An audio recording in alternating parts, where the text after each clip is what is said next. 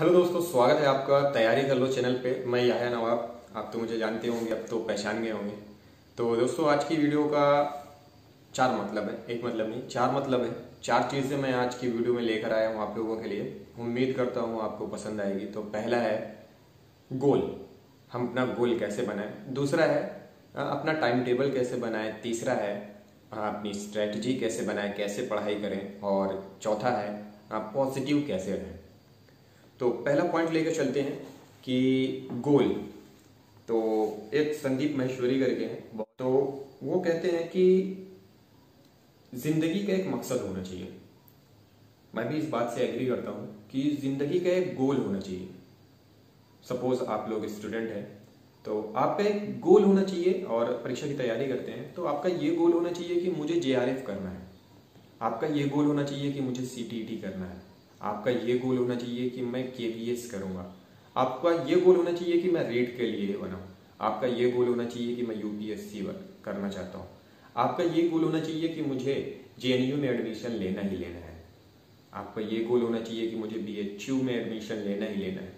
तो जब तक आपका गोल नहीं होगा तब तक आपकी जिंदगी कोई मकसद नहीं होगा। आपकी जो पढ़ाई है वो वेस्ट है जब तक आपने अपना गोल ही नहीं बनाया है।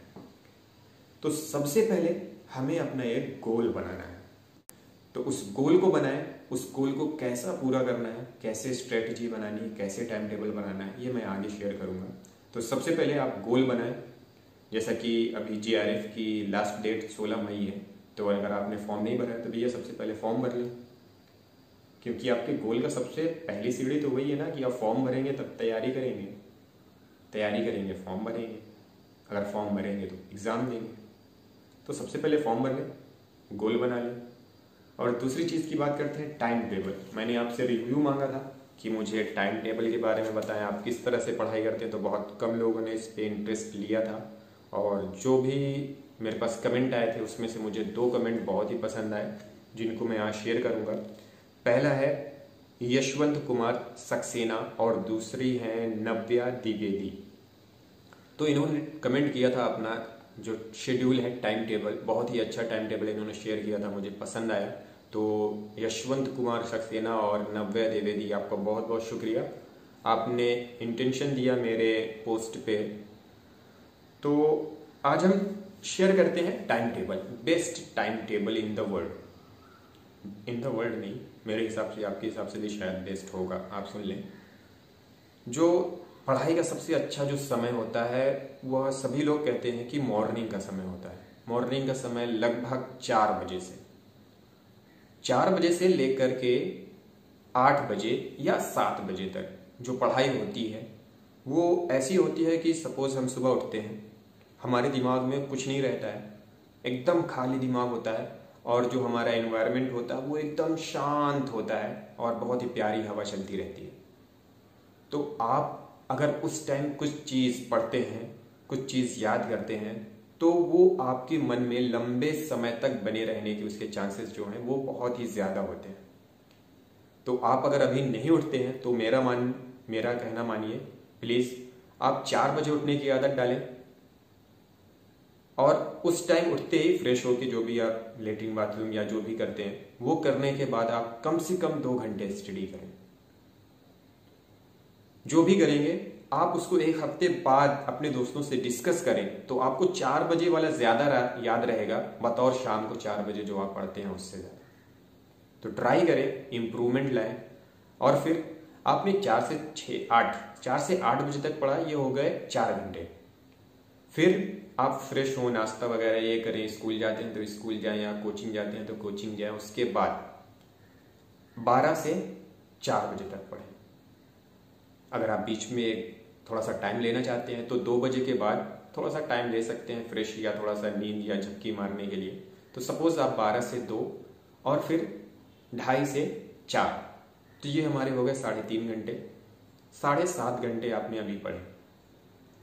फिर उसके बाद 4 के बाद थोड़ा सा गैप लें, 1 घंटे का, 1.5 घंटे का। फिर आप 7 से लेकर के 9 बजे तक पढ़ें, 2 घंटे हो गए। और फिर खाना वगैरह खाएं, 9:30 से 11:30 या 11 तक पढ़ें। बस 10 घंटे आप पढ़ें, मजाक नहीं, 10 घंटे कॉन्शियस होके पढ़ें। अब कि ये कॉन्शियस क्या होता है, तो कॉन्शियस की एक डेफिनेशन है। जब मैं डिफेंस की तैयारी करता था तो मुझे वहाँ एक क्या कहते हैं कैप्टन सर ने बताया हुआ था। एक्चुअली उन्होंने समझाया था फिगर के साथ, मेरे पास बोर्ड नहीं है वरना मैं समझाता कॉन्शियस की डेफिनेशन आपको। कॉन्शियस मतलब होता है कि एक टाइम में एक चीज़ सोचना। मैं अभी आपको समझा रहा हूँ तो मैं सिर्फ ये सोच रहा हूँ कि मैं किस तरह से आपको बेहतर समझा सकूँ, तो ये होता है कॉन्शियस।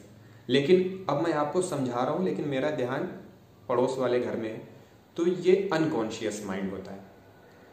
ऐसा हमारे साथ होता है। एक्चुअली मैं भी पढ़ा हूँ, तो पहले जब मैं पढ़ा करता था तो एक्चुअली मैं पढ़ रहा हुआ करता था और मेरा जो ध्यान है वो कॉलेज में हुआ करता था, यार वो क्या कर रहा होगा, वो क्या कर रही होगी, वगैरह वगैरह। आपके मन में भी हो रहा है, अभी भी हो रहा होगा।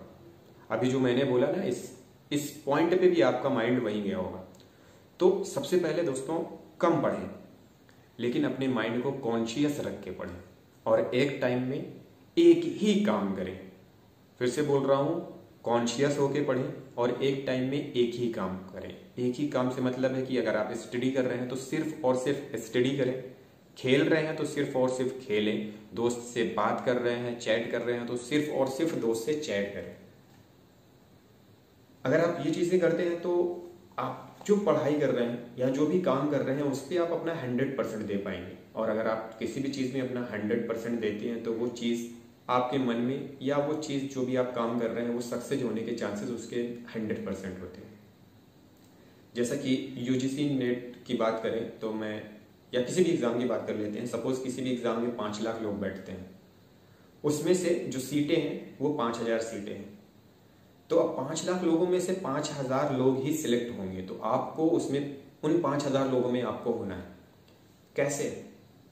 How it possible? या आपने अभी पिछले साल एग्जाम दिया था, आपका सिलेक्शन नहीं हुआ है, तो आपका सिलेक्शन क्यों नहीं हुआ है? उन 5000 लोगों में आप क्यों नहीं थे? वाह, इसकी वजह आपने नहीं ढूंढी। भैया पढ़ाई सब करते हैं, देखो जो सिलेक्ट हुआ है वो भी पढ़ाई करता है, जो नहीं सिलेक्ट हुआ वो भी पढ़ाई करता है, पर दोनों की पढ़ाई में बहुत डिफरेंस होता है। आप पढ़ाई कर रहे हैं तो आप सिर्फ बुक पे ध्यान दे रहे हैं और ध्यान कहीं और है, मतलब बुक पे आपका हाथ चल रहा है, आंखें चल रही हैं, पर आपका दिमाग कहीं और है, कुछ और सोच रहा है। ऐसे थोड़ी होती है पढ़ाई। ध्यान लगाएं, एक ही जगह ध्यान लगाएं, स्ट्रेटजी बनाएं। अगला टॉपिक है अपना स्ट्रेटजी कैसे बनाएंगे, कैसे पढ़ाई करेंगे। तो भैया ये था टाइम टेबल, और कम से कम 6 घंटे सोएं, कम से कम 6 घंटे। हेल्थ स्पेशलिस्ट बताते हैं कि कम से कम 6 घंटे की नींद एक स्वस्थ व्यक्ति को लेनी चाहिए। अगर आपको कोई प्रॉब्लम है तो आप उसमें कम ज्यादा कर सकते हैं, ज्यादा कर सकते हैं, कम तो नहीं। कम से कम 6 घंटे आप सोएं ताकि आपका दिमाग भी फ्रेश रहे और पढ़ाई पे ज्यादा से ज्यादा फोकस करें। अपना टाइम टेबल जो बनाए उसे रोज फॉलो करें, सबसे जरूरी है उसे फॉलो करना। तीसरी चीज है स्ट्रेटजी। हम किस तरह से पढ़ाई करें, तो मैं पढ़ाई करने के लिए बताता हूँ, जैसा मैं करता था वो मैं बताता हूँ। एक्चुअली मैंने बहुत सारी वीडियोस भी देखी हैं तो उसमें भी कुछ कुछ सेम ही था मेरे जैसा, जैसा मैं पढ़ाई करता था। तो उसमें यह था कि मैं हमेशा लिखते हुए पढ़ाई करता था।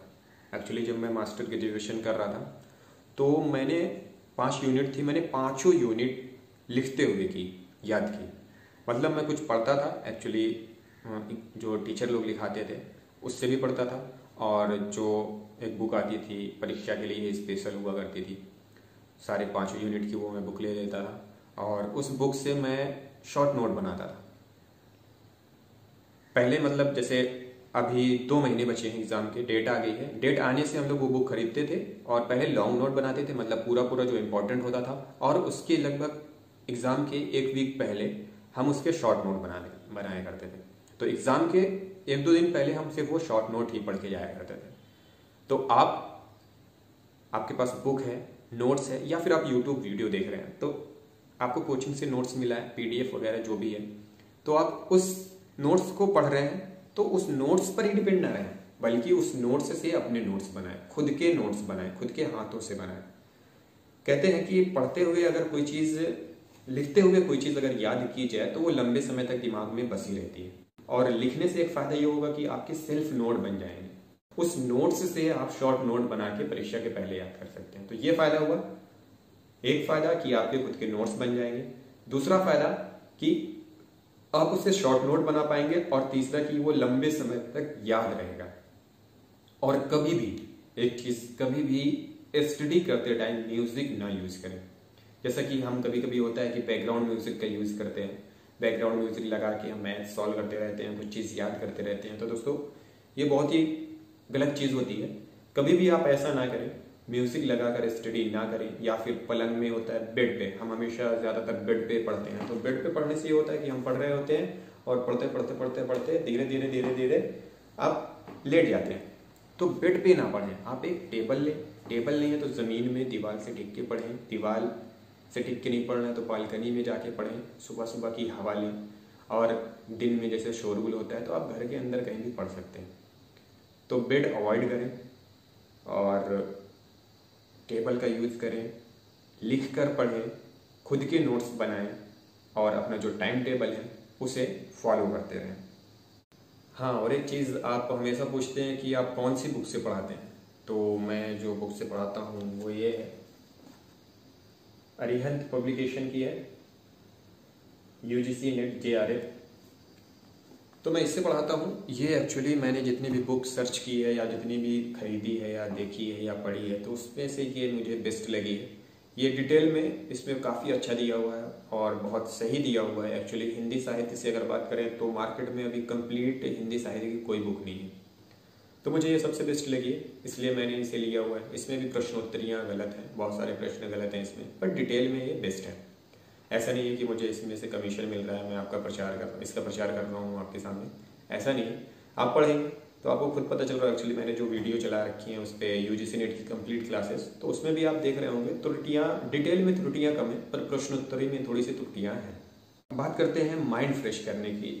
हाँ, मैं समझ सकता हूँ इस टाइम बहुत दिनों से, लगभग 54 दिनों से हम लोग लॉकडाउन है, 54 दिनों से ज़्यादा हो रहा है लॉकडाउन है, और माइंड भी हमारा जो है वो थोड़ा सा प्रेशर आ रहा है कि यार ये कैसे करेंगे, खुल नहीं रहा है, एग्ज़ाम की तैयारी कैसे करेंगे, ये सारी चीज़ें आ रही हैं। तो उस माइंड को आप कैसे फ्रेश करें, ये सारी चीज़ें हैं। तो मैं माइंड को फ्रेश करने के लिए फ़नी वीडियोस देखता हूँ। और एक सबसे इम्पोर्टेंट माइंड फ्रेश करने का है, आपके घर में अगर बच्चे हों छोटे तो आप उनके साथ थोड़ा सा टाइम स्पेंड कर लिया करें, आपका माइंड बहुत ही अच्छा फ्रेश होगा। एक्चुअली मैं किड्स लवर हूँ तो मैं ज़्यादातर यही करता हूँ। बच्चों, अगर मुझे बच्चे दिखते हैं तो मैं उनके साथ खेलता ज़रूर हूँ, चाहे जब हो, दिन हो, सुबह हो, शाम हो, जब भी हो, अगर मुझे बच्चे मिले तो मुझे उनके साथ खेलना है। फिर बात करते हैं किस्मत। लोग किस्मत पर भरोसा करते हैं। तो मैंने पिछली वीडियो में भी ये कहा था कि जिन लोगों के हाथों की लकीरें, मतलब जिन लोगों के हाथ नहीं होते ना, उनकी भी किस्मत होती है। तो कभी किस्मत पे ना जाए। किस्मत क्या होती है ना कि जब तक आप मेहनत करेंगे तब तक ही वो आपका जो किस्मत है, तब तक ही वो किस्मत अचीव होगी। बिना मेहनत के किस्मत नहीं होती है। कहते हैं यार जो भगवान, अल्लाह, ईश्वर ने जो भी सोचा है वो मिलेगा। बिल्कुल यार, वो तो मिलेगा, पर भगवान ने 2 हाथ भी तो दिए हैं। भगवान ने ये भी कहा है ना कि मेहनत करो, मेहनत करके खाओ, कमाओ, पढ़ो, लिखो, तरक्की करो। बिना मेहनत के कुछ नहीं होगा। अगर आप किस्मत के भरोसे बैठे हैं तो दोस्तों आप बंद कर दें। आप मेहनत नहीं कर रहे हैं, कभी ना कभी तो जॉब लग जाएगी, ये सोच के तैयारी कभी मत करें। अगर आप ये सोच के तैयारी कर रहे हैं यार ये नहीं तो अगली बार हो जाएगा, अगली बार नहीं तो अगली बार हो जाएगा, नहीं, इस बार ही होना है, इस बार ही सिलेक्शन लेना है। अगर ये सोच के आप कर रहे हैं कि नहीं अगली बार अगली बार अगली बार, तो दोस्तों ये अपने साथ, अपने परिवार के साथ आप धोखा कर रहे हैं। फर्स्ट एंड लास्ट अटेम्प्ट करके आप हर परीक्षा में बैठे, अपना 100% दें, कॉन्शियस होकर पढ़ाई करें, खुद से नोट बनाएं, लिखकर नोट बनाएं, अपने टाइम टेबल को करेक्टली रेगुलरली फॉलो करें। दोस्तों मैं अंगूठा लगा दूंगा इस बात पे कि आपका सिलेक्शन होगा ही होगा। किस्मत के भरोसे ना बैठे रहें, मेहनत करें। बिना मेहनत लाइफ में कुछ नहीं होता है यार। और आप लोग सिलेक्ट हो गए तो यार मुझे खुशी मिलेगी, मजाक नहीं।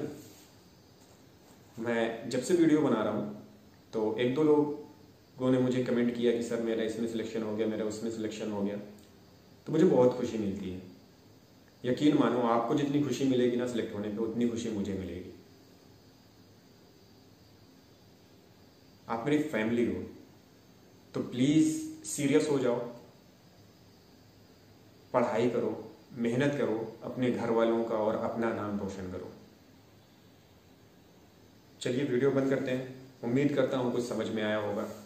नहीं आया हो, कोई सुझाव हो तो बिल्कुल कमेंट बॉक्स में कमेंट कर दीजिएगा। फिर मिलते हैं कोई नई वीडियो के साथ, नए टॉपिक के साथ। तब तक के लिए जय हिंद।